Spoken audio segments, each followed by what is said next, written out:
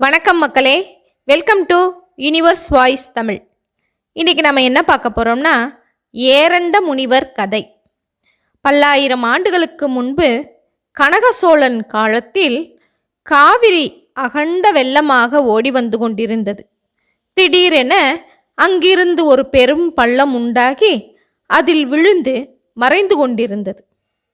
ஐயோ, காவிரி இல்லாத சோழ தேசமா? இங்கிருந்து இன்னும் 6 காத தூரம் ஓடி பூம்புகாரில் சமுத்திரத்தில் சங்கமிக்கும் பொன்னி நதி இங்கேயே மறைந்தது ஏன்? யார் செய்த பாவம்? எவர் செய்த மோசம்? ஈசனே, நான் ஆட்சி செய்யும் காலத்தில் இப்படி ஒரு கொடுமை நிகழ வேண்டுமா? என் சிவமே, உன்மேல் ஆணையாக கேட்கிறேன், காவிரியை மீட்டுக் கொடு என்று மன்னன் கதற, அவனுடைய மாதரசி செண்பகாங்கி தவித்தாள். எம் குல மூதாதை காவேரன் தவமிருந்து பெற்ற மகளே, அகத்தியருக்கு பரிசாகி கமண்டலம் புகுந்து கணபதியால் விரிந்தவளே, இது என்ன சோதனை தாயே? நீ இல்லாது எதுவுமே இல்லையே, எங்களை சோதிக்காதே, பள்ளம் விட்டு எழுந்து வா அன்னையே என்று அவளும் கதறினாள். ஊரும் உழவர் பெருமக்களும் தவித்திருக்க சோழன் ஈசன் மீது ஆணையிட்டான். இந்த காவிரி இப்போது வெளியேறி ஓடாவிட்டால் இதோ இங்கேயே எல்லோரும் காண நானும் என் மனைவியும் உயிர் திறப்போம். அதன் பிறகாவது உனது மனம் இறங்கட்டும், என் மக்களை காப்பாற்றட்டும் என்றபடியே வாளை எடுத்தான். செண்பகாங்கியும் தலையை வணங்கி நின்றாள். ஆனால் வாள் மாலையாக மாறி செண்பகாங்கியின் கழுத்தில் விழுந்தது. அசரீரியும் ஒலித்தது. கனகச்சோழனே, எம்மை தரிசிக்க ஆதிசேஷன் இங்கு வந்ததால் இந்த பெரும் பள்ளம் உருவானது. அதில்தான் இந்த காவிரியால் பாய்ந்து மறைகிறாள். கவலைப்படாதே. திருக்கோட்டீஸ்வரம் எனும் திருக்கொட்டையூரில் தவமிருந்து வரும் ஏரண்ட முனிவன் இந்த பள்ளத்தில் விழுந்தால் பள்ளம் மூடப்படும். காவிரியும் பூம்புகார் வரையிலும் பாய்ந்து செல்வாள். இது எல்லாம் சாபங்களின் விளைவு.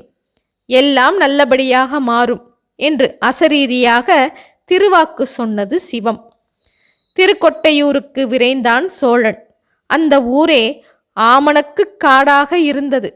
ஆமணக்கு கொட்டைகள் மலிந்து கிடந்ததால் அந்த ஊரும் கொட்டையூர் என்று பெயர் பெற்றிருந்தது.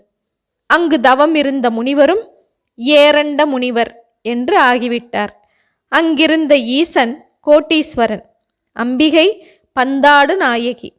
சப்தஸ்தான தலங்களில் இந்த திருக்கொட்டையூரும் ஒன்று. ஆமணக்கு செடிகளுக்கு இடையே தவம் இருந்த முனிவரை சரணடைந்தான் மன்னன். சகலமும் அறிந்த முனிவர் சிரித்து கொண்டார்.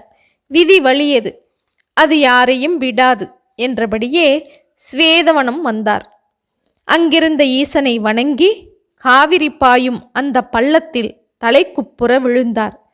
காவிரியை மீட்கவும் உழவர் பெருமக்களை காக்கவும் அவர் செய்த தியாகம் அனைவரையும் உலுக்கியது.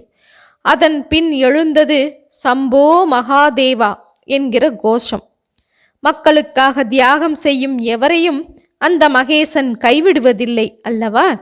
வெள்ளத்தில் நெளிந்து உள்ளே சென்று கொண்டிருந்த முனிவர் ஓரிடத்தில் வலம் புரண்டு வெளிப்பட்டார். அந்த இடமே மேலப்பெரும் பள்ளம் எனும் திருவலம்புரம் என்று ஆகிவிட்டது. அங்கு அருள் புரியும் இறைவனின் பெயர் வலம்புரநாதர், இறைவி வடுவகிர்கண்ணி. ஏரண்ட முனிவர் கரையேறினார் என்கிற தகவல் பரவியதும் மன்னனும் மக்களும் திருவலம்புரத்தை அடைந்தனர். அங்கிருக்கும் ஈசனையும் தொழுதனர். அதே வேளையில் அங்கே காவிரியால் புகார் நோக்கி ஓடினாள்.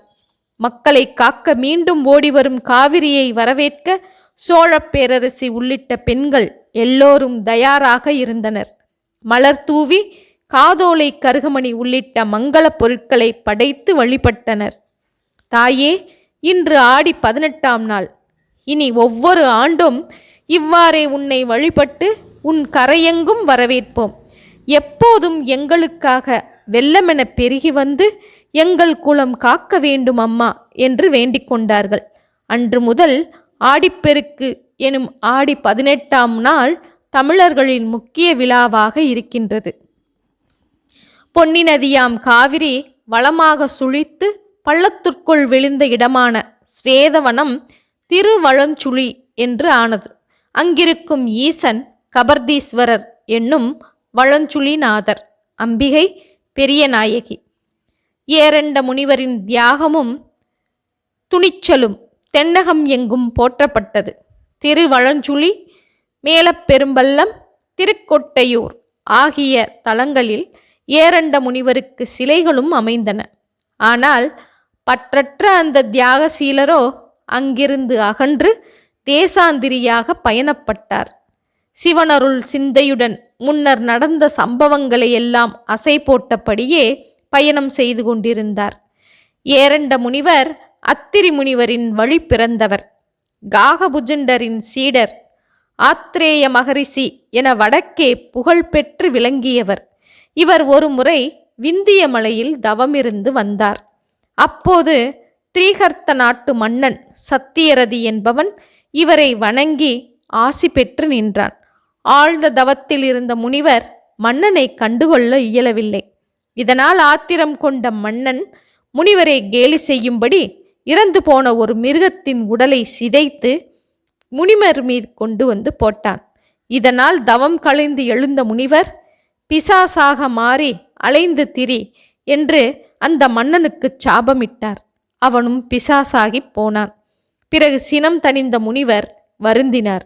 சகலத்தையும் துறந்த என்னால் இந்த கோபத்தை விட முடியவில்லையே, அரசனை இழந்த மக்கள் என்ன நிலையை அடைவார்களோ என்று வருந்திய ஏரண்ட முனிவர் ஈசனை வேண்டினார். ஒவ்வொரு வினைக்கும் எதிர்வினை இருந்தே தீரும் என்பதை எடுத்துச் சொன்ன ஈசன் அவரை தென்னகம் நோக்கி போகச் சொன்னார். எப்போது மக்களுக்காக ஒரு தியாகம் செய்யும் வேலை வருகிறதோ அப்போது உன் கோபத்துக்கான பிரயாச்சித்தம் கிடைக்கும் என்றார். அதுவே இப்போது நடந்தது என்று நினைத்து பார்த்து ஏரண்டர் பயணம் செய்து கொண்டிருந்தார். ஏரண்ட முனிவருக்கு மட்டுமா, திருமாலையே தாங்குகிறோம் என்கிற எண்ணத்தால் அகங்காரம் கொண்ட ஆதிசேஷனுக்கு சாபம் தந்து அதன் பொருட்டு விமோச்சனம் பெற ஆதிசேஷனை ஸ்வேதவனத்திற்கு வரவைத்ததும் அதனால் அந்த இடத்தில் பெரும் பள்ளம் ஏற்படச் செய்ததும் ஈசனின் லீலையே அன்றி வேறென்னவாக இருக்கும்?